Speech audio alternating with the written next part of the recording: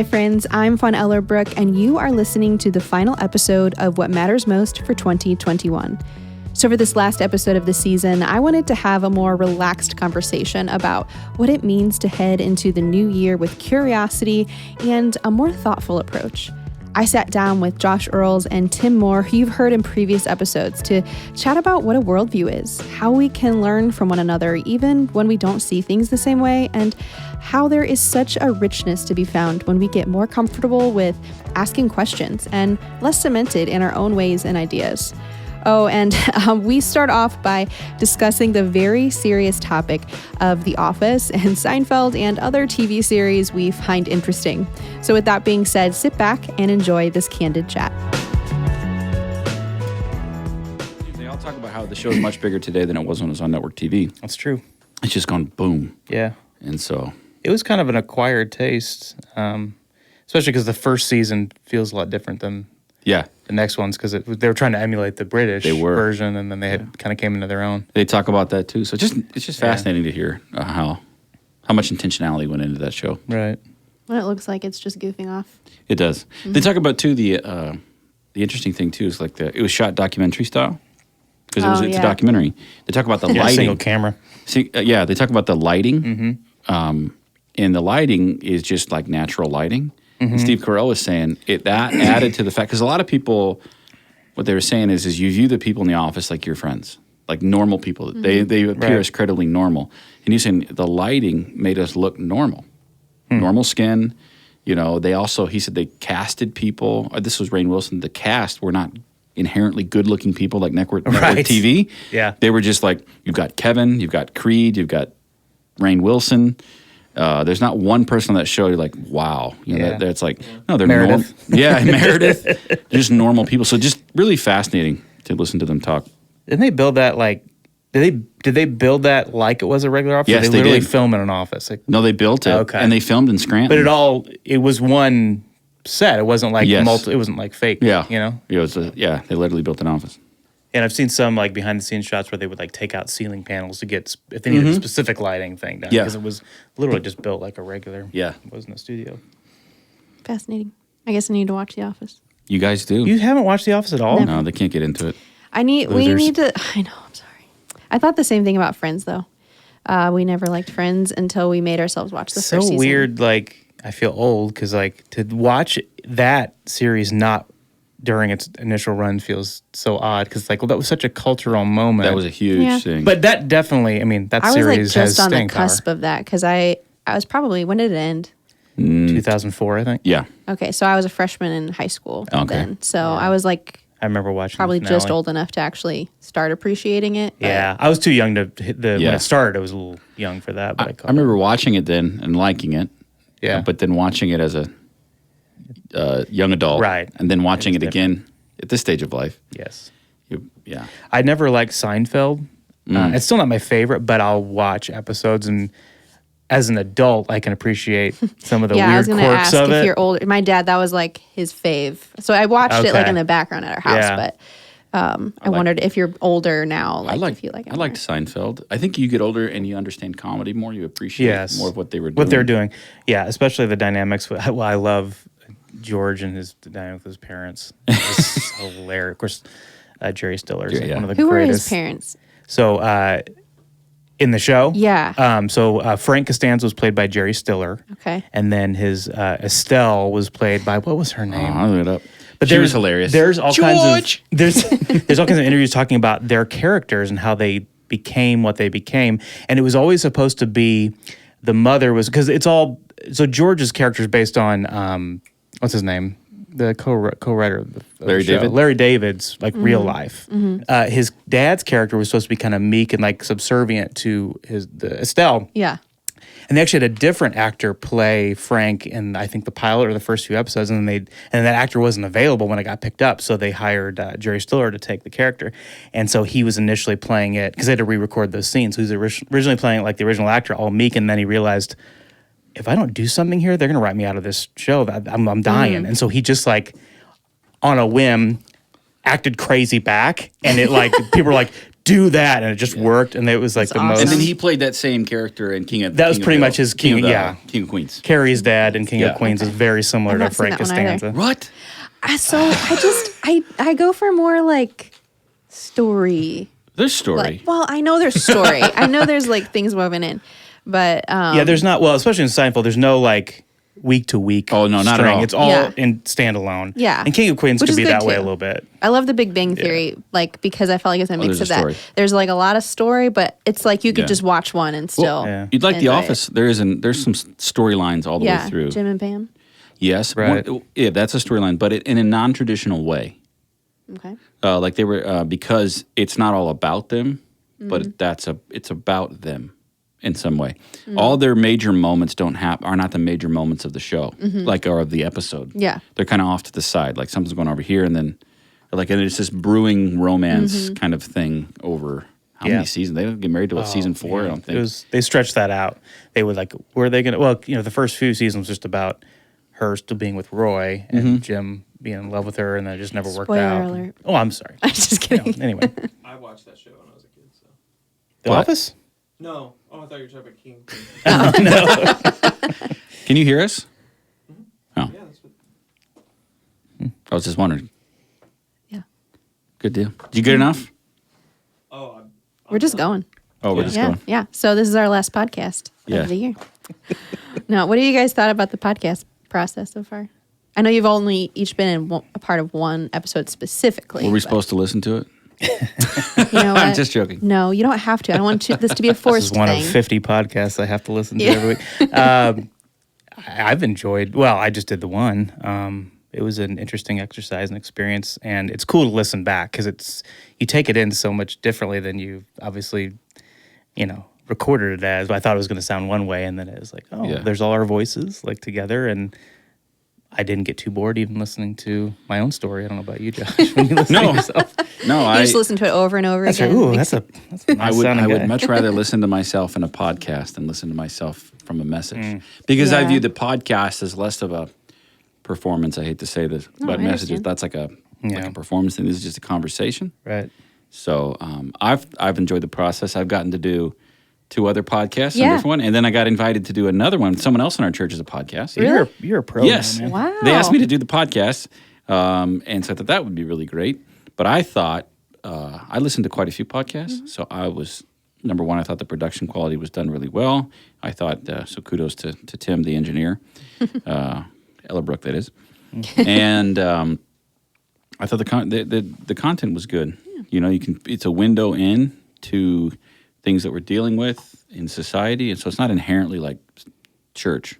It's human things that we're going through. So I've been pleased with it. Good. Yeah, I was telling. You've done a great job Oh, thank you. hosting. Thank you. I was telling Mark and Donna. So this morning we recorded another episode, and I was telling them that I've wanted to do this. Like I've had this in my Trello board for a year, like since last fall. Specifically about like the topic of mental health, but it's just like I'm glad that we actually did it. And Yeah. just like went for it. For sure. Why not? Yeah. There's never going to be a good time. It can only get better. Yeah. I always, when we started talking about doing a podcast, I took a lot of cues from Joe Rogan because I listened to his podcast. And sorry if you're listening and that offends you, but That's kind of the Sorry, not topic sorry. of today, Is it? actually. Yeah. Yeah. is that he was like, I just did it because I enjoyed talking to these people. Yeah. And that's why I didn't do it to make money. I didn't do it to be famous or more famous. I just did it, and I did what I liked. And they happened to be 2 and 3 hours long. People started listening. And I think if you're doing it to get followers and you're doing it to try to do something, it's like, Yeah, but no, like I to enjoy this. monetize it or To something. monetize it. Yeah. I enjoy these. These are interesting conversations. These are interesting people. I think that bleeds through. Yeah. Yeah. I've enjoyed kind of picked, I mean, from the outside, it probably looks like random topics, but they were for a purpose. But I've enjoyed hearing different perspectives on a variety of things that all matter. They're all things that are relevant to each of us that we deal with every day. And so today, what I really wanted to talk about is just how do we go into the new year? I think we've all obviously all experienced how we've kind of engaged with each other in society and how we have, it seems like we've kind of become allergic to different thought patterns and opinions You don't than say. ours. That's just something that I'm picking up in, in culture. And so I think that's why it is valuable for us to hear from a variety of voices. But what do you guys think about that? About do you value personally hearing from a variety of voices, and maybe why do you think we're experiencing that right now? I get this like uncomfortable, uneasy feeling if I start just like naturally agreeing with everything I hear and I take in. Yeah. I tend to, and Misty my wife will tell you that it drives her nuts, but I will sometimes, you ever heard the term like hate watch? I'm sure you've heard that. Hate And watch. Hate watch. You ever hate watch something? Or I don't know. hate listen to I've something? heard that phrase. Yeah, it's like when you intentionally watch something that you know you're not going to be able to, you can't stand that maybe point of view or that. I do that a or lot. the way that person, communicates, and I can be guilty of that. Maybe just because sometimes like watching controversy can be, and we can see in 2021, that's what sells.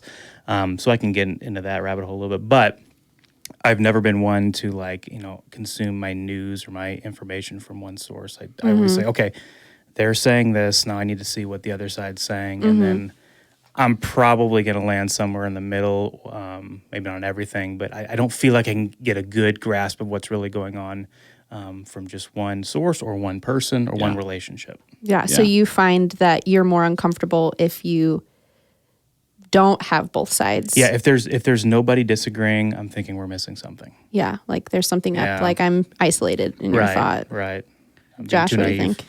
What do I think? Yeah. I'm concerned about being certain. Tim and I probably I'm not a skeptic as much as Tim is. And I don't mean that in a derogatory way. No, I think there's a little healthy dose of skepticism. There It's is. always good. I'm probably more of an idealist in a sense, but I get really because I value learning so much, and I do want to be right, not for the sake of being right, but as close to right as possible.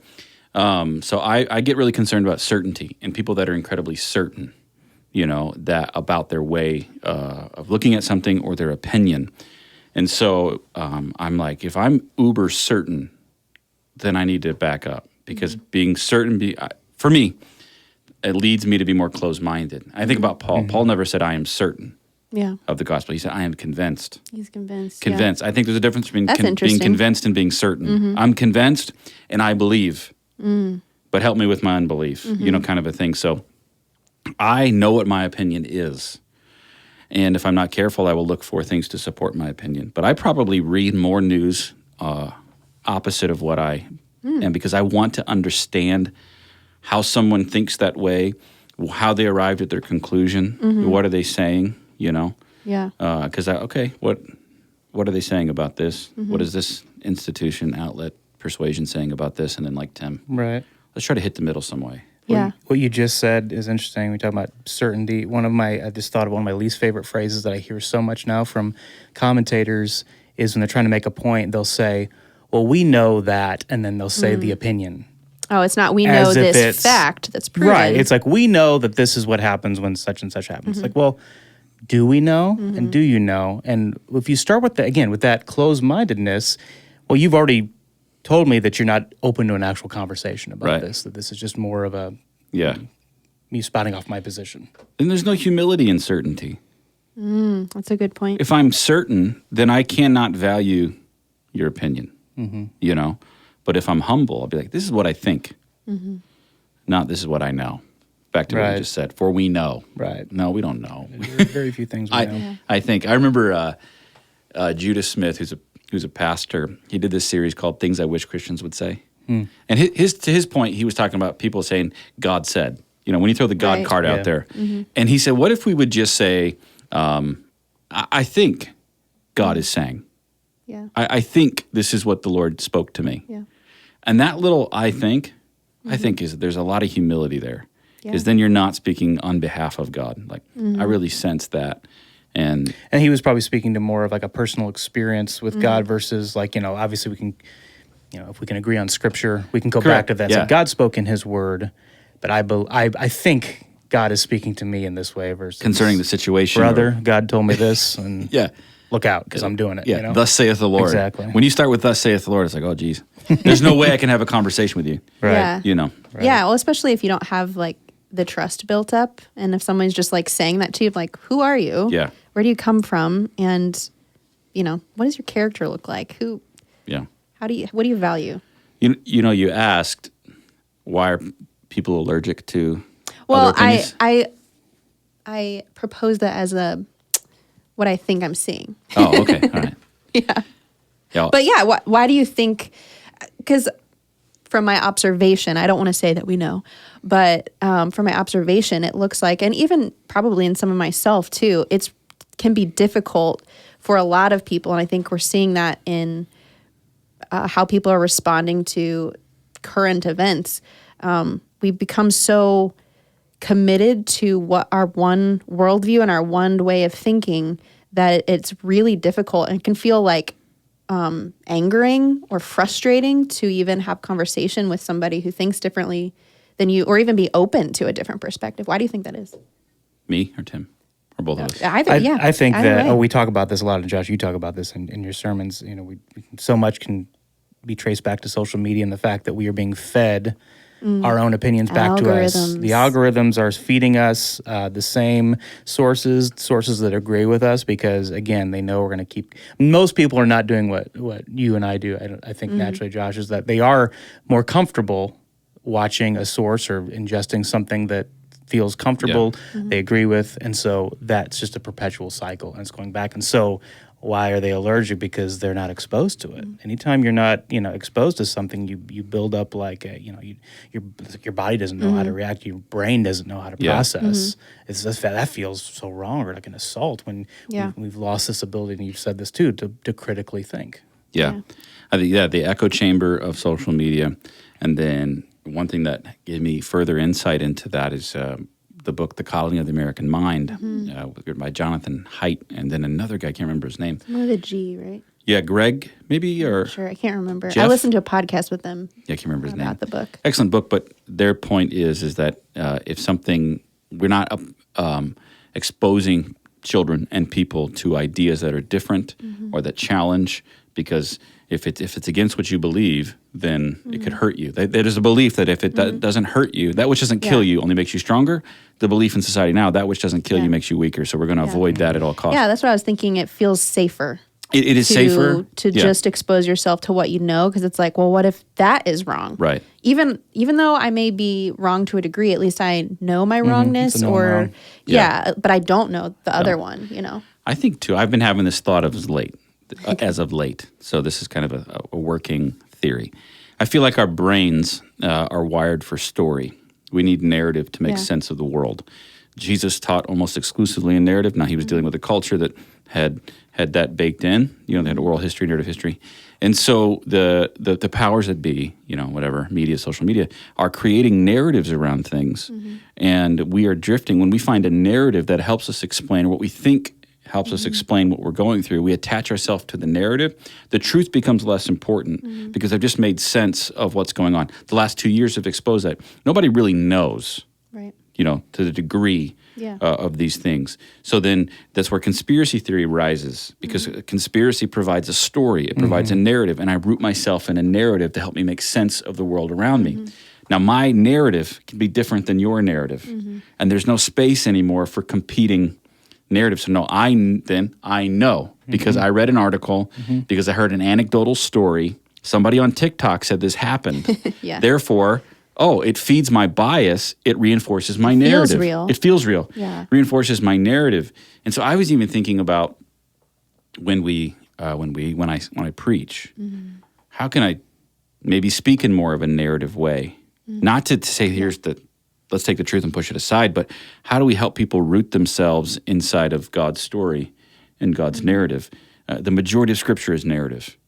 And I just kind of wonder, and when I say narrative, let me just say, I'm not saying it isn't true, but it's written in narrative form. I kind of wonder if this purely view of trying to look at purely things as principle-based, we've lost that connection to a story. And it's like, here's a set of ideas or principles that I choose to align myself with, to your point, a pre-commitment with.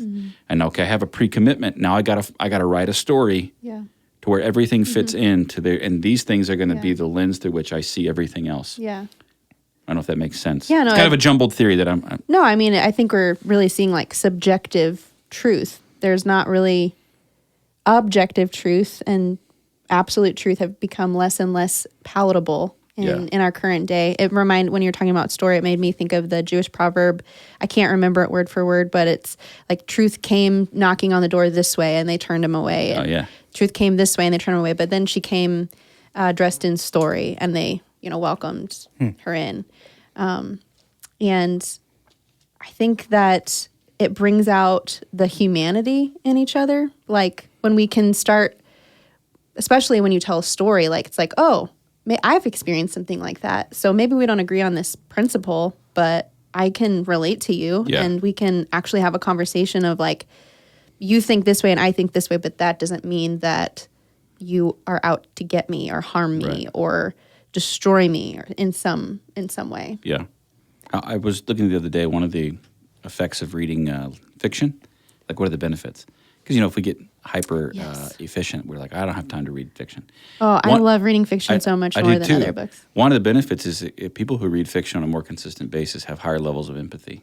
Because you're engaged. That's my problem. Yes. I knew there had to be a source. Let me get you some of my books. And you can give read. us a book.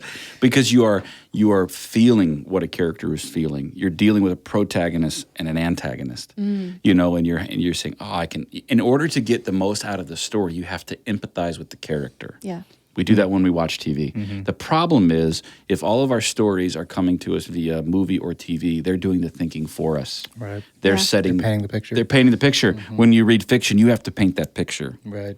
In your mind, there's more parts of who you are that are engaged in that. So I just thought that was interesting. Yeah. No, when we were on vacation this year, we went with a couple of our friends and we were sitting by the pool one day and I was reading Jurassic Park and I underlined something because I just think Ian Malcolm is a genius. Because he is. He's my favorite. Yeah, I mean, why not? And my friend was like, why are you underlining something in Jurassic Park? I was like, read this. It's so profound. Like, it's not real, but like, it just makes you think and it does relate to the world in a different way. It does. That looking at facts and figures can't always I think it's amazing. This is going to, make laugh. I think it's amazing when you can read a fiction book, and it can move you so in a deep way, like bring tears to your eyes, or you feel the sadness and the grief because you've given yourself to this story in such a way that it's like deeply profound. Yeah, I can't finish Sully because I can't handle the end. I gave her a book and the character dies, and she didn't. I didn't tell her. I literally gasped out loud and was enraged, and then I put it down, and I can't finish it. Yeah, so that's crazy. What you were saying about why it's so much more effective when there's a narrative to go with facts. I was thinking it's like it causes us to have, like you said, empathy when we see a person's personal story. And also to the flip side, I think all these narratives we've been hearing lately is giving us villains in our culture. And we can have a villain and a personification of what we're uncomfortable with and what we don't like, then it's like we can process it a little bit, and it's not think it's healthy where we've taken this thing. So it just speaks to the power of narratives, the power of story, like you said. Because I am, as you know, I'm more of like a logic guy, and I find more comfort in numbers and data, but I realize that only gets you so far.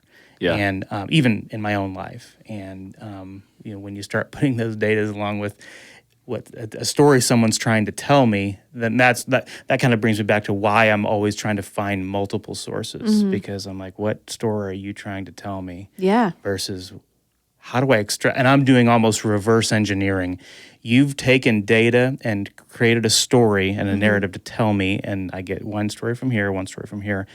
And so all I'm getting is what you've already processed through. And now I need to deconstruct that, and I need to find what are just the basic facts that I need to actually know. And I can make my own decision and my own, process my own thing, but it's like I have to get through the weeds of all the narrative. 100%. Yeah.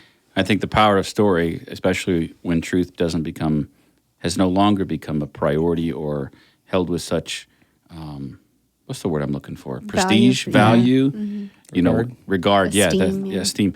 When truth becomes disregarded, then the story starts to take off, and it's like we don't care about truth anymore. Now I'm so concerned on how you feel. Right. That we've elevated emotion Yeah. above truth.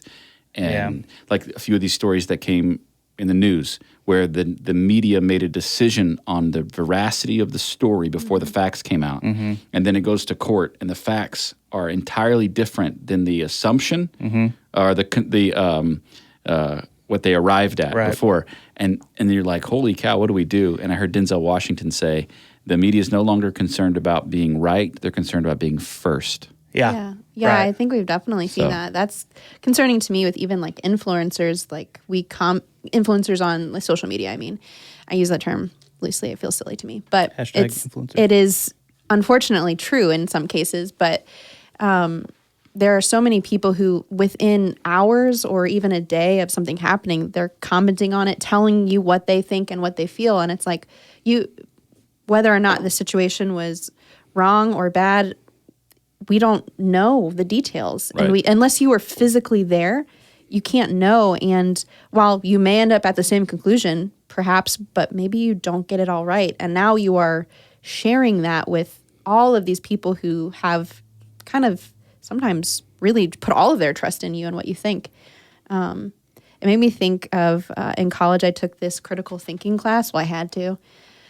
I was bitter about it because I thought this is such a stinking waste of time. I am paying so much money for this, and you're making me take a critical thinking class. Like, I'm in college. That's what I'm doing. And I I thought that's what I was doing. This is a lesson in being wrong. But this whole class was like based around you get in like group projects and you do projects on random things. Like one of the projects we did was like on Korean culture, and I'm not saying that's not valuable, but it was just a random thing. And I'm like, I've already had like an associate's degree. Why am I doing this? This is such a waste of my time to do these random projects that don't seem to add up to anything. And I gave that professor a terrible review and told him he did a great job, but his class was such a waste of time. Wow. Yeah. Sometimes when I get upset, The real Fawn comes out. I wrote a strongly worded letter about how much he wasted my you, time. Were you like an original Karen?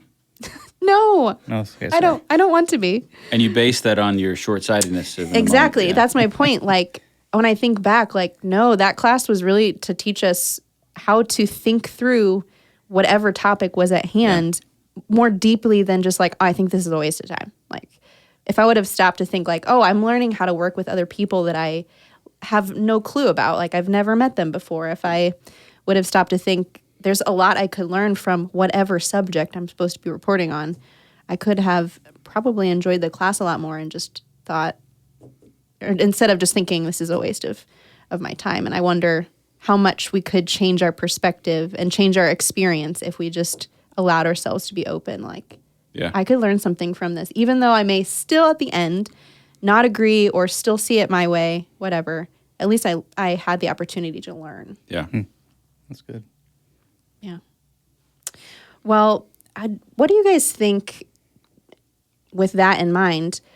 At what point do you think we form our worldviews? When these things that we get so set in our opinions and our ideals? Do you think it's an ongoing process and perhaps how would you define a worldview? I think there's a spectrum. Some people, it really is a lifelong endeavor and they're very open. That's kind of who they are. I think some people are more naturally wired to be a little more fluid. I mean, maybe they're naturally wired. Maybe they've been put in lots of different life experiences that just makes them accustomed to things are going to change and I'm going to be around different people and I need to keep an open mind to things. Yeah. I think other people, unfortunately, have the unfortunate position to maybe not ever be exposed to anything. And so it's not like they're doing anything wrong or they were necessarily dealt a bad hand or not, but they're never confronted with it. I try to be someone that keeps an open mind, but I'll be honest, I'm year and a half away from 40, and it's easier to just kind of like not feel as open-minded these days as I did, maybe in my 20s, and even before that. And I think you see that all the time, generationally. That's why there's all this tension a lot of times between the generations, because we move on, and then we forget what it was like to be in those formative years and just discovering the outside world, and especially when if you do get the opportunity to go to college or some sort of like post-high school experience where the first time you're really around other types of people and be confronted with ideas that are counter, what you grew up thinking, you forget about those moments, and I think we'll all have more of a bleeding heart when we're younger than we get. That heart becomes cold sometimes for us naturally the older we get. Yeah. Yeah, I think a worldview is handed to you when you're born, depending on how you grow up. If you have parents, they hand it to you, or whomever. And so you live inside of that worldview, and then, like Tim said, you go off and different experiences, whether that's college or something, and then you start to think. I'm going to use the term "think for yourself," and you realize that, okay, what do I really believe? Do I agree with how I grew up? And then it is kind of evolving, but I think, or should be, not to the sense of where you like question, like, does truth even exist? That kind of stuff. Yeah. But you are evolving and changing. And so I think, I don't know. I mean, I'm going to be 37 in a month. And I know that what I think now, and I look at the world now, is different than when I was in my 20s. There's a baseline there. Oh, you have a different That's experience. true, different experiences. But yeah, and I think you ask, what is a worldview? I mean, a worldview has to answer 4 questions. Origin, meaning, morality, and destiny. Where did I come from? Why am I here? What's right and wrong? And where do I go when I die? Yeah. Those 4 basic questions you have to answer. Yeah. Or at least Why do we have to answer those attempt questions? to make sense of your life. Yeah. Well, I even think about like the word worldview. Is it my world? Like what's going on in my world and my view of that? Yeah. What's going on in the world? Yeah. And so you and I, again, our differences here, you are someone who's always had a very good sense of the global world, putting things in a perspective and a context of, we are living our experience here in the U.S. and in our, what we have here, but there's a whole other world going on out there, and Right. Yeah. keeping everything in perspective. Where I will tend to be a little bit more tunnel focused and think I've never really I know that happens, but it doesn't. I don't think about it. It concerns me, and I get so consumed with my world and how I view my world. So I don't know if you think about those differences a little bit. I do. I think I often forget that I've been afforded some opportunities to travel and see the world. Yeah, that's a big one. It is, outside the United States and not only in this hemisphere, but in the other hemisphere. The biggest shock to my worldview was going to India and realizing this is a pluralistic society where there are many religions coexisting alongside of each other. And Christianity was not the dominant religion. That's the first place in the world I've been where Christianity wasn't the assumed dominant religion, right? Hinduism is number one. Yeah. You have Buddhism, you have Islam, and you have Christianity, which is a minority religion. What did you feel, or like what did you pick up on that like made you instinctively realize this is very different with that? Well, just culturally, I mean, when you land, number one, you have the massive amount of people. But then it was night when we landed. The next day, when we're riding around, you see these huge statues of gods that they worship. Like I think Hinduism has like over 1 million gods, and there's, enormous. And then, okay, so there's a Hindu temple, a Hindu statue. There's a Buddhist temple. There's a Baha'i temple. It's like, where's the church? I didn't see a steeple on every street corner. And then you look around at the way people are dressed, and then we were there during Diwali, which is a festival of lights, and it's like there's not anything here that reminds me or is reminiscent of Christianity. And that's interesting because we probably think, again, in 2021, well, we're kind of becoming a post-Christian nation, but we don't realize it's still at the core of our culture Yes. and how we're set up and what we see. What we see, because even being in Latin America, it's Christian. Right. It's Catholic. Right. Primarily. And in Europe, when we went to Europe, there's still, you can visually see the effects of Christian culture. Right. Yeah. There, it wasn't present. We couldn't even talk about it on the streets. You can't proselytize, And I was just like, wow. And wow, these people, they view life so differently. The caste system, they say it isn't there. It's there. Yeah. Like it's there. And people are judged on the basis of the color of their skin, what family they're born into. Like it's present. And I remember this is a small thing, but we went to the store. I went with the missionary to the store. We were just buying groceries. And so we bought some sodas and other things. And they have someone who brings it out to your car. So they bring these 2 liters in a pack. And they set them down. Like you place an order and then they bring Well, it you out go in to and you? order. Yeah, you order. You don't pick anything up. Gotcha. Okay. Right, in this little store. Now, when I say grocery store, I don't mean like it was a supermarket. Yeah. And so the guy brought it out, and he set it down and opened the car. Missionary opened the car, and I reach down and I pick up the soda, and I put it into the car. I'm going to help this guy out. And the guy looks at me like, what are you doing? And the missionary goes, dude, don't do that. I'm like, why? He goes, it messes them up. They don't value someone up here coming down to their level and helping them. Servanthood is not a... Yeah. Not when you're up here. Yeah. The cast down below serves above. Yeah. But it's not of cultural value. And so that wouldn't make them feel good. They would just be like, why are you doing that? Why are you doing that? Like, what do we value in American culture? When someone of prestige comes down to your level, Right. makes themselves common. Right. That's Christianity. Like, it doesn't matter. Like, hey, you're a king, but the King of Kings, the Lord of Lords, came to this earth, divested himself of that. It's not present in that culture. Huh, that's really And I was just interesting. like, whoa, this is weird. Yeah. Like, I felt guilty for not helping him. I'm not better than you. Right. My skin is white. I'm in the minority here, but just by looking at my skin and you assume I'm an American, I'm a European, you're assuming how much money I make and I'm immediately placed above. Yeah. And it's like, this is weird. Yeah. Yeah. You know, and I have to... That is like almost incomprehensible to me that wouldn't mean something. Right. Because you're so root. Yeah. I mean, I'm making an assumption, but you're so rooted in this is who I am and this is my lot and this is what I do. Right. Do you think it's because they derive value from what they get to do? I have no idea. And I don't know if it's that way in the Christian church. I don't know if there's more egalitarianism within the church. India. In India. Yeah. But just in the culture, you know, the culture is such that there are specific roles that you play. And depending on where you're born and what you do, I don't know how much ability there is or mobility to move up the ladder. I know there's a growing middle class in India due to the economy, and there's Western influence, heavy. We were in New Delhi, so it's the capital of the country. Yeah. Heavily Western influence, but just those cultural norms. And if you're going to reach a culture, that's why I think you're going to reach a culture. You got to think more like a missionary. How does this culture think? How does this culture perceive life? What's their view of the world, which may be their world? You know, Yeah. And that's so I feel like that's a long answer. No, that's really good. I think culture is kind of an abstract term in a way. So how would you define culture in general? Yeah, I heard somebody say this is about the culture of an organization. That culture is seen and felt. You can feel the culture.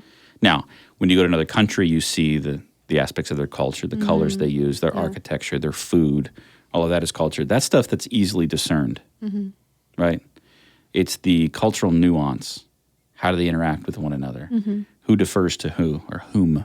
You know, how are the interactions between male and female? What are the values baked into this culture? You know, like let's just take time for a moment. We value time in America and in the West and efficiency. Time is a concept outside of our country that is not, is valued. If you go to Guatemala, church starts at 6. It doesn't start at 6.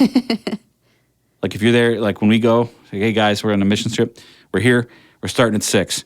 It's 6:30, 6:45. People are rolling in. Time is a suggestion. That's a cultural thing. You know, they value community. Like my brother is coming back from Africa. I feel like I'm dominating this conversation. I'm sorry. This is how it normally goes. Tim is analyzing and Right. He's logifying. I'll have a summary. At the end of this. I'm thinking out loud. That's my process. But no, he's one of the things he had to realize, because he's been there for a year and a half, that, okay, he's got a job to get done while he's there. Well, when you go to talk to the mechanic or the thing, the expectation is, I'm going to stop and spend some time with you. I'm going to spend a half hour talking with you. How's it going? And Sam was like, this is driving me nuts. Like, I got a job to get done. And they're like, no, you're going to offend if you don't spend time. Hey, how's it going? Like, just taking time to value community. That's a cultural thing. Where it's like, if I got to go see a mechanic, dude, fix my car. I don't really care how your day's going, what's going on in your life. I'm paying you for a service Right. to fix my car. Paying you to do something that I don't have the time to do. That I don't have the Right. time do to it do. quick because I don't have time. Do it Yeah. quick. Let's go. Do I have to stay or can I Yeah. come Right. back? Exactly. You know what I mean? Is one more inherently right than wrong? Is one more valuable to the human soul? Probably. But we couldn't do that in this country Yeah. and still get work done. Yeah. You know what I mean? Absolutely.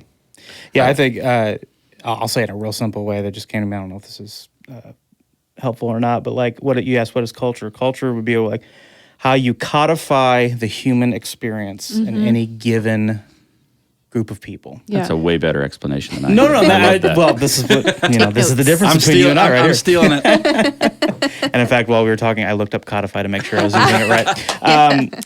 But you know what I mean? It's like, because how do you put your finger on it? It is a whole, it touches everything.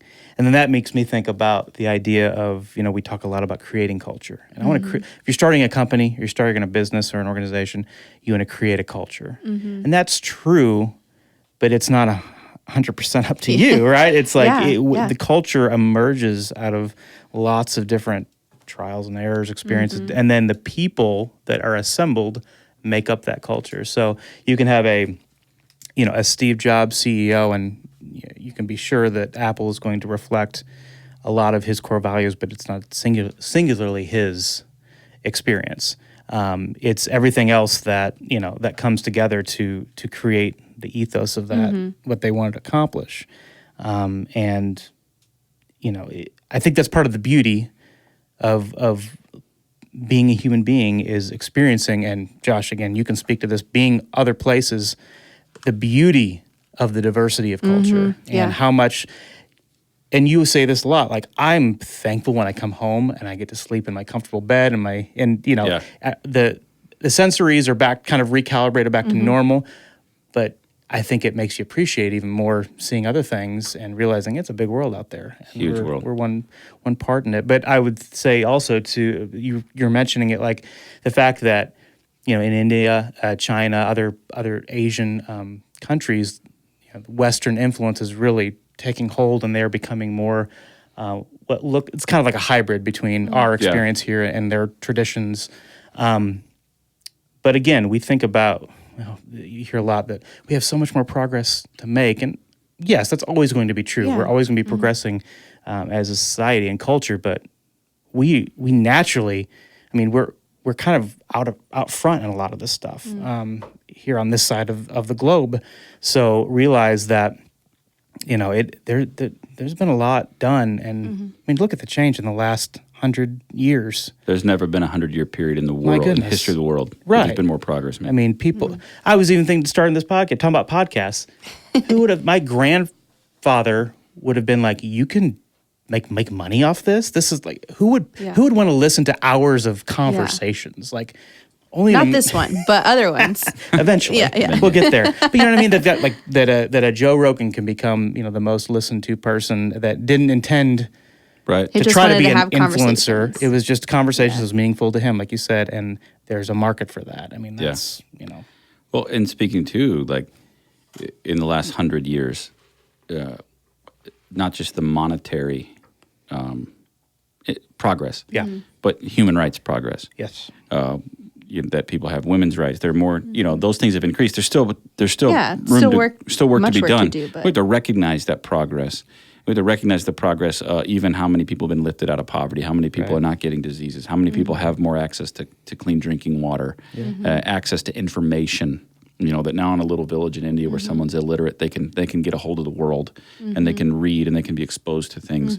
Those things should be celebrated. And these things that we fight about and we argue about and we just harass people about on social media, we only have the luxury to be doing those things because of all the progress we've made. Exactly. It's a keyword, luxury. We have the luxury to care about stuff that is not making an eternal difference.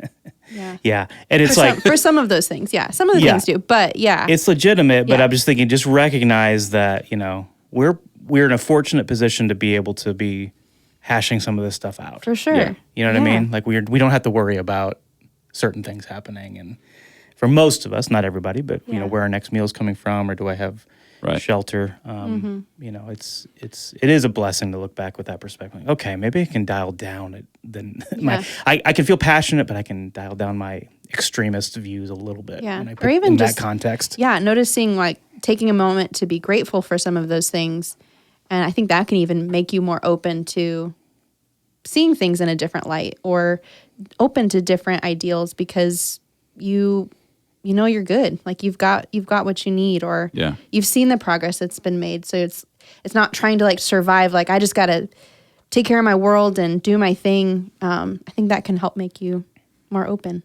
I do too. And I think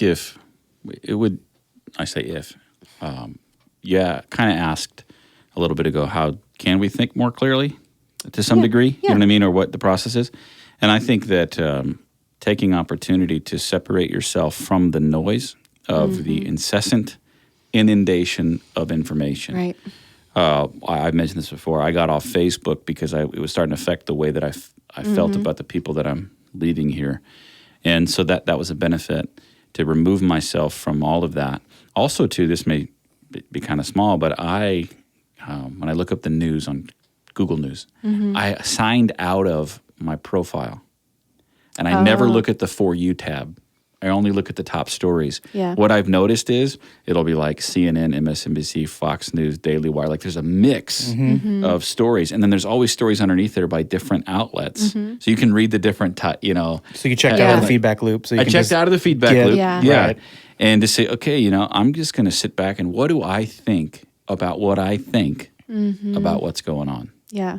And that was a pretty interesting thing to say. I need some distance from this. I need some separation from this. I need to not be stimulated or fed something. And I just am to become aware of my own thoughts and pay attention to my own visceral reactions to certain things. Why did I have such a visceral reaction to what so-and-so said about this? And even around a table like this or a talking head. Yeah. Just paying attention to those things and say, wow, I'm feeling more than I'm thinking. Yeah. So I don't know if that makes sense, but... Yeah, I listened back to the conversation that I had with Steve on one of the earlier podcasts. And in that podcast, we were talking about kind of discovering your values and how you're wired and how you can make a difference and be a leader. And one of the things he said is that we have to really, a priority is becoming a better thinker. And to become a better thinker, you have to be able to ask questions. And I think... sometimes that can be going back to like, it feels safe to be in my own bubble. Like it's hard to ask questions. For me, sometimes I feel like that means I'm wrong automatically because I'm asking a question. So I shouldn't even go there because it's kind of scary or it implicates me somehow or makes me look stupid. But how would you encourage somebody to become a better question asker? Well, you got to be curious. Yeah. In the first place, you have to have a somewhat genuine interest in other people.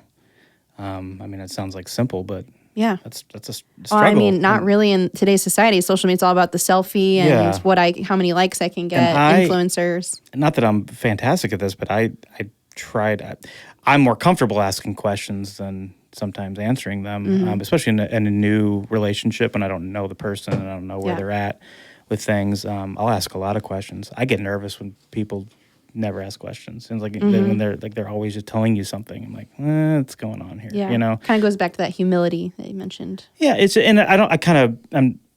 I feel bad a little bit. I'm thinking, okay, something's going on in your heart that you're just feeling like you've always got to project. You've always got to be like telling me something here.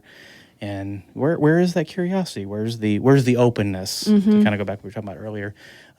So I think you have to be genuinely curious and interested in life and other people and what their experience is. And you said it, humility, just to think not, the cliche is not to think less of yourself, but to think of yourself less. That it's not always, again, this conversation is more interesting because it's not a monologue, it's a conversation between all of us. And so I'm happily sitting back and listening to a lot of what you guys are saying and interjecting when I feel like I've got something to say, but not feeling like I have to fill the space all the time. Yeah. That's a pressure we put on ourselves. Yeah. Yeah. Learning the value of listening also. Yeah. It takes time. Yeah. I think, coupled with humility is the commitment to say, you know what, there's something I can learn from this individual. I don't know everything, and I want to learn from you. Like, what perspective are you going to bring out? What, resource are you going to bring out that led you to the conclusion that you're at? That then I can check out. So to believe that, like, I don't know everything, and there's something from you that I can learn, I think is a huge thing. Yeah. And and I love the curiosity. I read part of the Walter Isaacson's book on Da Vinci, Leonardo da Vinci, and he was one of the most curious individuals. And his breadth of work is so wide, from the paintings to he was building like a gyroscope or something like that, some kind of thing. I don't know. But he mentioned one thing, that he was so curious that he wanted to know, I can't remember the animal, what does his tongue look like? And why is his tongue that way? And it's like that curious. And that was just like nature. innate. That wasn't like, I'm getting paid to discover this. This was like, I literally just want to know. I want to know. And I think some of those people that left the comfort and safety of Europe back in the day, and I'm not saying I'm like in favor of colonization, but they left because they were curious and this sense of discovery. What is going on over there? What can we learn from these cultures? It's just, I wish we could kind of embrace that. It goes back to the certainty. Maybe, Tim, would you say that certainty is the antithesis of curiosity? I'd say so. Yeah, yeah. If you're certain, your mind's made up, and you've closed off a section of who you are to, okay, well, I've gotten enough information here, and again, maybe from an efficiency standpoint or from a fear standpoint, I don't want to take any new information. So I've got my mind settled, and check that box. Let's move on now. Yeah, it feels good. I like to check things off. Right. Yeah. But yeah, that openness. I mean, I think questions lead to freedom. Yeah. I think questions lead to all kinds. I mean, where would we be without questions? And I think even, to bring it to a religious or a spiritual conversation, questions, we can be afraid of questions in our walk with God, but he's not afraid of our questions. No. At all. For sure. Yeah. In fact, there's this story in, I don't remember which gospel it is, but the blind man who was begging, and before Jesus healed him, he said, "What can I do for you?" And it's like, I always just see that. It's like, it's such a small thing, but it's like, he knew. Like, I mean, he didn't have to be Jesus to know that he was blind. Like, everyone in the whole community knew that he's blind. But he took the time to make himself identify, this is what I need you to do for me. And there's so much value in that. You think about that, too, just in relationships. How could your relationship change if you were not so certain about maybe what your friend or your spouse needed, and you just ask, what do you need? Yeah. How can I help you? Yeah. I want to solve problems, and Lauren, my wife, just wants me to listen. And so I try to think, maybe I could just change this, and the assumption of, I know what you need and I know how to fix your problem, of how do you need me to help? Yeah. And how can I help you? What do I need to learn about you that could make me more effective spouse or something? I'm so curious at my house that I've kind of become famous for my dad questions. I don't know if you ever have dad questions. Misty mentioned that in the podcast with parenting, your Mondays with mommy and Tuesdays with Timmy. Yep, that's right. Tuesdays with That's Timmy. right. And they know it's coming, and they're like, "Oh, Dad's got one of his questions again." I just love posing curiosity questions, like, "Hey, if you had this, what would you do? If you had to do this thing, how would you think?" And I just love hearing my kids, and I just love the interaction that we talk about there, and just kind of stoking the mind to say, well, I think the here and now is great, and we got to talk about that stuff, but like, what are you thinking about? Where's your mind going? And from a young age, I want them to be curious too, and to think about their worldview beyond just our house and what's comfortable. I do that with Carson. I ask him, why do you believe in Jesus? Yeah. I mean, that's a question so many people have a hard time answering. Right. Yeah. Nobody ever asked me why growing up. Yeah. Right. I didn't feel like I could ask why. Right. Like, why do you, Mom and Dad, believe in it? I mean, he's 10. Right. I'm not trying to make him question his faith, but like, why do you believe this? And hey, son, I don't want you to believe it just because I'm a pastor. Yeah. You got to come to terms, or, hey, I do those same things. Yeah. And I'm always fascinated. I love asking kids questions. Yes. And getting their take on the world. Yeah. I try to ask them like pretty adult questions. Yeah. And it's so fascinating to see a kid's mind just go. Yeah. And to Tim's point, it becomes more rigid the older you get. Yeah, it's not More formed yet. narrow. So you totally You lose that. they're open to all kinds of possibilities and ideas. are. And my goodness. And you need to be careful with that. But you remember when Bruce came, he came, the guy that did Bruce our Berry. renovate. Yeah. Bruce Oh, Berry. yeah. And our kids, he renovated our kids center at our church building. Yeah, he did. And he told us, he said, I want you to bring your kids in before all the other kids in, and I don't want you to tell them anything. I don't know if you remember this. Yeah. now you're Don't saying tell that, yeah. them how to play on the thing. Don't tell them what anything in here should be. And let's watch them Yeah. intuitively know what to do and how to make a game out of this. Or just let's watch. And he goes, that's my favorite part, to watch the kids just come in and go. And make it their own. Yeah, and I never forgot that statement. It stuck with me. Yeah. Even to the point of like, in leading something, if I probably need more to give more specificity sometimes in leading, but I like inherently, how are you going to do this? How is it going to flow from you? Like, I think the best work I've produced and you all at this table have produced were things that you were never told to do. But it was like, hey, this idea, the podcast, nobody told you to do this. No one laid out a formula. You did it. Yeah. And it's like, this came from you. Like, even let's say in a lot of the Google products, like Gmail, that wasn't something that was supposed to come. A lot of these things happen because Like someone the Google Doodle every day. it happened Yeah, because I love those. someone created something Yeah. as they were maintaining that plasticity in their brain. I don't know. That's Yeah. the romantic in me. No, I think that's really good. I was looking on Etsy one day. It's been a while, or maybe I got an email from them or something, and it was for this shop that does wooden toys, but they keep them like very, very like minimalist. And it kind of at first glance, it looks like it's because it's trendy or whatever. But when they explained why they do that, they said like in today's toys, they're always prescribed. Like this is a doll and this is a car and this is a phone or whatever.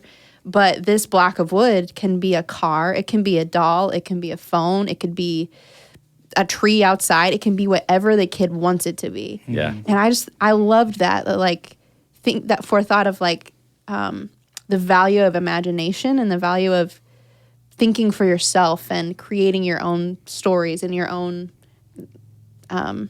ideas, I guess. Yeah, I think with the podcast, it was scary to say like, oh yeah, well go do it and tell us what you need us to do. I'm like, no, you tell me what to do because that sounds really intimidating. Be the formula. Yeah, I like the formulas, but it's good for me to not have them because I find a lot of enjoyment in reading fiction and books, and I'm not a great painter, but I like doing it because it just, I don't know, it does something to you to still your mind and get away from all the distraction and the noise to be able to actually find out who you are as a human and what you actually do think and not just what everybody's telling you and feeding you to think, I think that's good. Do you guys think you're, I guess, how would you want to grow in this area of asking questions and becoming, do you think there's ways you can improve being a better thinker yourself? What would that look like for you? Or do you think too much? I feel like I definitely overthink. I feel like I think too much on, like I fixate on things and I could just be more broad in the way I think. Well, this might lead to an interesting topic that I was thinking about before we started this. Like Josh and I think and process so differently. And I'm an internal processor and I need to know what I need to be thinking about, and then I need time to think about it, and then more time to think about it. And I will go to extremes where I will put together entire worlds in my head and work scenarios out, work conversations out, and try to think of all the variables. And then I will come to some conclusion that I'm comfortable with. And if you're lucky, I'll share it with you.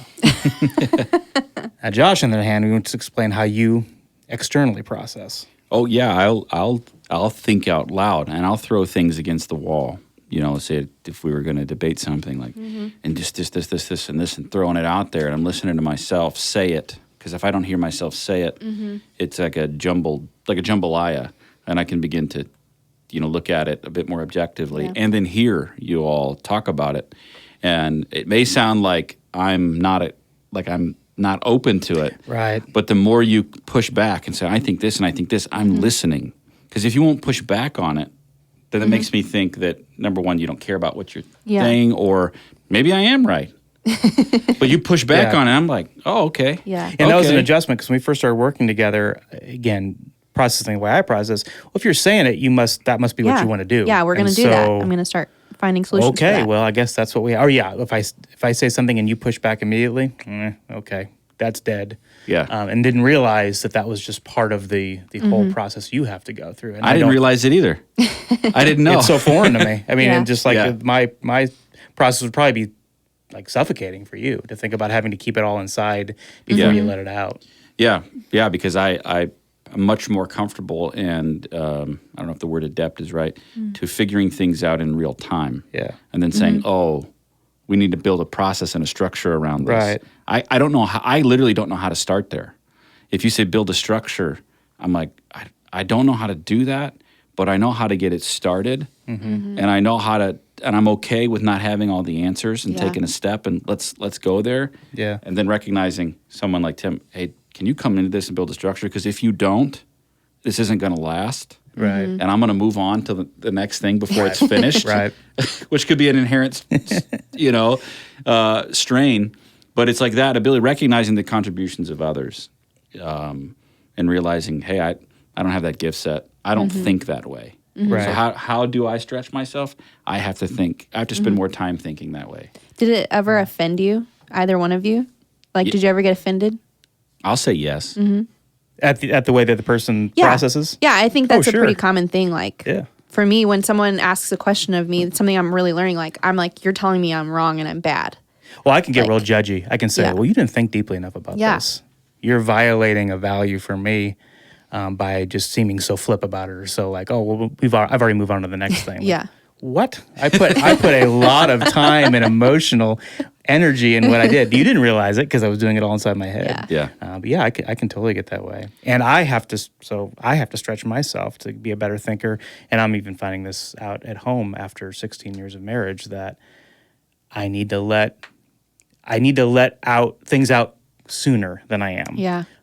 It's okay to not let it out at first because that's who I am. That's how I process. And it's part of how God has wired my brain and how I enjoy taking in information. But as the perfectionist tries to get everything exactly right, it's kind of like that closed-mindedness. I've just now given you something and I'm not allowing you to any flexibility on it. It's Right. like, no, it's perfect. Don't touch it. Right. Don't mess with it. Here I it feel is. that way when I write things sometimes. I'm like, Yeah. no, I presented you the perfect version because I've already redone this a Right. bunch of times. So don't mess it up. And for someone like you and me, Yeah. we need to have some things in our world that we can do that with. Yeah. That Yeah. don't affect anybody, that don't offend, that don't like hurt anybody relationally. Yeah. Because Yeah. it's my hobby, it's my thing. I can go out my shop and I can build something, and I don't care what you think about it. It's Right. about me. Yeah. It's for me. Yeah. It's fine. But for these team things and the most important things, if I value relationships, I've got to let people. I've got to trust Yeah. that you're not gonna just throw it away or not consider. You're gonna realize. Okay, Tim put some time in this. He cares about it, but he's letting me in. And now it goes back to I need to ask good questions. I need to value his time spent here and then make Yeah. it even better. For sure. And I know, like, for me, what can be offensive, that's a strong word, Yeah. but what can rub me different is if I say, hey, we're going to throw out an idea, let's talk about it. And I don't get from people the excitement naturally, like, let's say for you two, probably not going to be like, oh, yeah, let's do that. It's going to be like, it's going to be the death of an idea. Because it's, well, everything that could A go murder is going to occur. Yeah. Right. It's like everything that could go wrong. It's like, what are you talking about? We didn't even talk about what could go right. And so then I found, if I want to get that from you, hey, in 2 days, I want to talk about this idea. Then you're going to come to the table, having had time to think about it, and it's going to be a much more productive conversation Yeah. because you've been afforded the opportunity to process things the way you need them. Whereas for me, you can throw an idea at me, and this happened one time. We were talking about something and arguing back and forth. I felt it was civil. I wasn't offended. I don't know how I felt. He made some very compelling points, and I came back and said, "You're right. Yeah. You're right." He thought I was like his thing. Again, I thought the ship had sailed. had We're sailed. done. I was We're like, not talking "No, about this anymore. You know what? You're right. I had to go back. I reflect a lot. My reflection is after the fact. So we talk about it. It's thrown around, and then I'll go back and think. and then can come back and say, oh, okay, yeah, you made that point, process it, now let's do it, Yeah. Kind of, so that's where I can be offended. Don't kill the idea. You don't Right. poo-poo on this. Right. So we've even learned like it as a team here, because me and on our staff, Brian's one of our staff members, Lauren, my wife's staff, that we're going to be like the dreamers. So let's dream together and then bring an idea and say, okay, Tim, be the contrarian, be the skeptic, wrap your logic mind around this to help us bring it into reality. We know it's not the death of an idea. We know it's going to be a product's going to come out of this that's even better. We need that energy to dream without any constraints. Right. I don't want the constraints. If you think it's not going to work from the moment it comes out of my mouth, I'm going to be offended. Yeah. I don't know that. You don't know that. Yeah. We Right? haven't worked the problem Right. yet. And I don't know that it's going to work. Right. Right. So I recognize that too. Yeah. But when you can like sit down at a table and say, okay, I recognize everybody's gift set here and the way they think. This is going to be a really great conversation. We trust one another. We know that we're not here to offend one another. Yeah. We know that the relationship's going to be the same as when we leave from this table. Right. Let's have some good conversation now and let's go at it and realize what we're talking about is at the center of the table. I'm not talking about you as Right. an individual. Yeah. Yeah, that's important. Yeah, I think that's really huge and something applying it to just to everyday life. Obviously, that's like an example from a team setting, but we oftentimes see people aligning someone's opinion or their thought with their value as a human or just their quality relationally. So how do you think we apply this in everyday life? Like that kind of consideration and thoughtfulness as we engage with people who have a variety of ideas and opinions.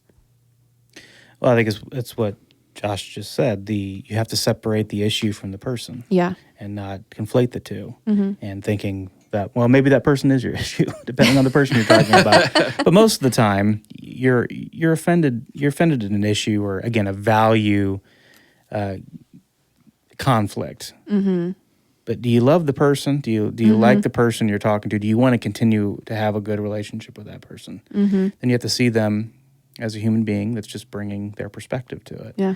And I think I love watching some old political documentaries, and the late Justice Antonin Scalia is one of my favorites to listen to him. And he would always talk about, and he was a famous arguer. I mean, it was his job as a judge and a lawyer. He would say, I attack ideas, I don't attack people. Yeah. And I think that's really important. Ideas should be up for debate. 100%. And we, to your point, if I'm not willing to argue it and fight for it, then it's probably not that worthwhile of an idea. Yeah, it's not rooted in something. But I'm not fighting you, and I'm Right. not coming against you, so I'm going to respect you in the process and who you are and the fact that you brought this idea, and we're going to find some common ground in the value. Yeah. And to the Antonin Scalia point, him and Ruth Bader Ginsburg were really good friends, Classic but example. on extremes. Complete opposite spectrums. And they valued one So another. it's possible. Absolutely. And it has to be. We got to get back to that. Yeah. Yeah. as a It country. has to be. Yeah. Yeah. That's really good. That's really good. So what are you guys actively, is this something that's actively a part of how you think about your own personal growth? Or I know for me, thinking about as when we're recording this, we're about a week away from Christmas, a little over a week away from Christmas. So we're thinking about the end of the year. So I'm thinking about the new year and what I can do to grow in these areas and exposing myself to different ideals and kind of forming myself more. And I want to read more poetry and read more fiction and study the kind of like Da Vinci, like study things just because I want to learn, like for no benefit other than learning. I think I get caught up in like tasks and what needs to get done for my job or home or whatever. And that takes the joy out of learning sometimes. So are these things that you guys are thinking through personally for your own growth? And if so, what are you doing? When I look at myself, I think I naturally am in digesting different perspectives like we talked about. One thing I need to do for myself is challenge myself to literally have more relationships Yeah. in person with people that are different than me and That's have the these scariest conversations. one. I know. Books don't argue with you all the Right. time. But I know that's going to be like, that's going to be like just a marker of growth for me For when sure. I can do that. And I've had those periods of my life when I've been in environments that I've been around that a little bit more. And I would say not that I put myself here, but it can be a little bit of a bubble, especially when you're in ministry. Yeah. You can definitely be in this worldview bubble. And I want to burst myself out of that if I can. So I'm going to challenge myself to not necessarily read more or ingest more, but to invest more intentionally, relationally. You just keep with having people. these one-liners. You're not investing, what. not He's like- ingesting more. You're investing He's more. like E.F. Hutton. He's like his guess. dad. Tim thinks a lot, and then when he says something, it's very profound. Yeah. I feel like I say a lot and have to go back and, what did I say that was actually good? And then mine that out, because I say a lot. Well, it's law of averages. Mining You're for bound to gold. say something good if you Yeah. keep talking, right? Keep throwing it at the wall. It's like investing, you know what I mean? That's right. Something's going to work. Pop. Keep Find the trying. winner. Mine's opposite. I feel like I need to be more structured. I need more structured time so that what I am putting forth, I think, is processed. I actually know that according to my profile, like let's say Myers-Briggs, ENFP, one of the ways that I grow is through discipline and structure because I prefer spontaneity. Gotcha. I prefer relational connection. So I need to be more structured in that. So my statement for the next year is discipline equals freedom. And so what are the areas of discipline that I need to put in my life? And like, for one, this is going to be silly, but you all will understand. I'm not going to buy any new books. Unless it relates to sermon prep, Wow. I'm not buying How will any. you experience joy in your life? Not buying, because I have so many books I haven't read. Oh, okay. You're going to have so Right. much money. Probably have more money. But I have books that I need to read that I've thought, hey, Gotcha. Yep. spontaneously I picked this up. Yeah. I never disciplined myself to read it because I saw this and I went to this and I went to this. Are you going to finish books that you started you didn't enjoy? I very rarely never finish a Very book rarely. because it bothers me to not finish it. Yeah. But I have books. So, and for me, one of the ways that I'm trying to understand the world better is to not read books that just give me principles, because principles divorced from story are more impotent, Yeah. I think.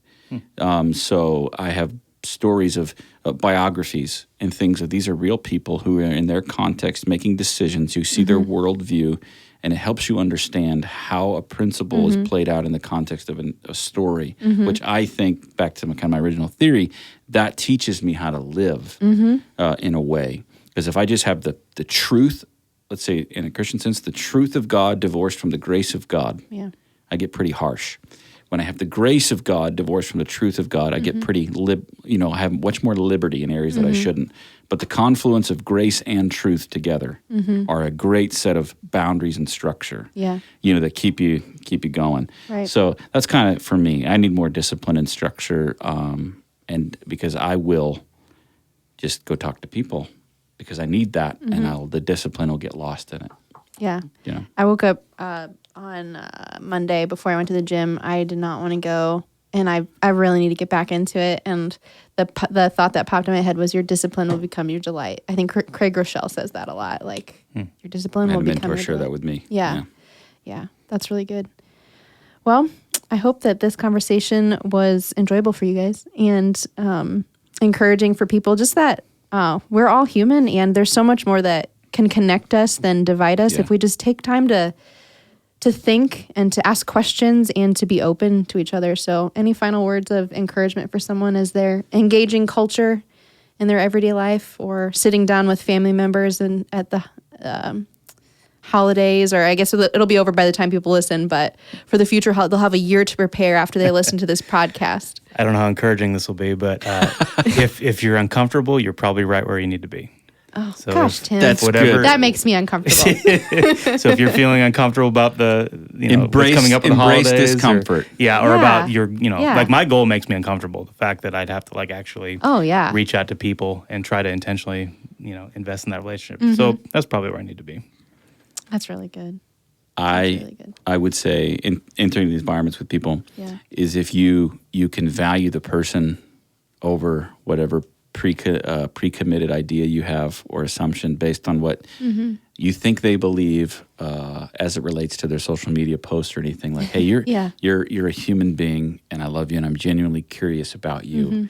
I think that just kind of helps to extinguish the tension. Yeah. And it's like, I'm not going to go into this environment looking for a fight. Right. I'm going to go into this environment saying, how are you? How's your soul? Yeah. I don't care what your political persuasion is or opinion on any world current issue. How are you? You know, be curious and humble. Yeah. Yeah. What can I learn from you? can I learn Not from you? to just benefit from myself, but placing value on another person Yeah. that they have something to offer, just like I have something to offer. Yeah. And that's the beautiful part about being human Yeah. and in a community. Amen. And Chelsea's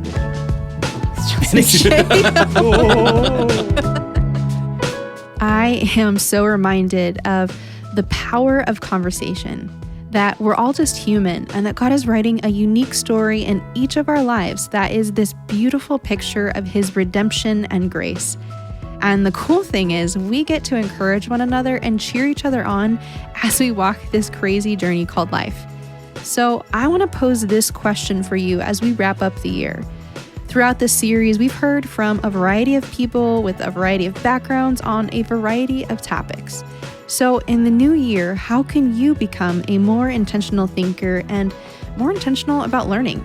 What's something that you're curious about you can dig a little deeper into?